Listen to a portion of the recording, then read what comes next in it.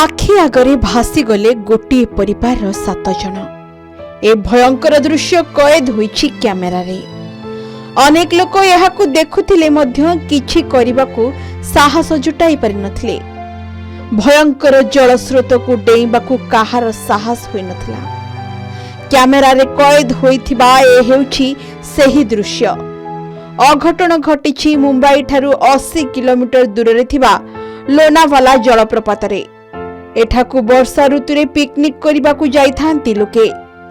एही परिवार 7 जन मध्य जाइथिले पिकनिक करिबाकू। एमानंक भितरे थिले जणे पुरुष, जणे महिला और 5 जन पिला।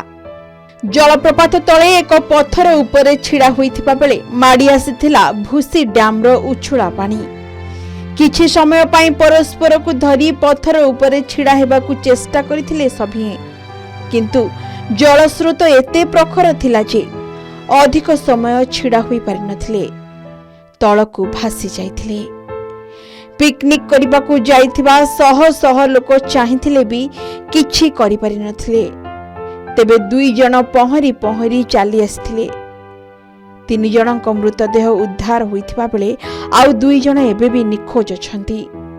एही घटना परे पर्यटन स्थल लोनावाला रे पर्यटकंकर सुरक्षा नै प्रश्न उठिछि। ब्यूरो रिपोर्ट, के न्यूज ओडिशा।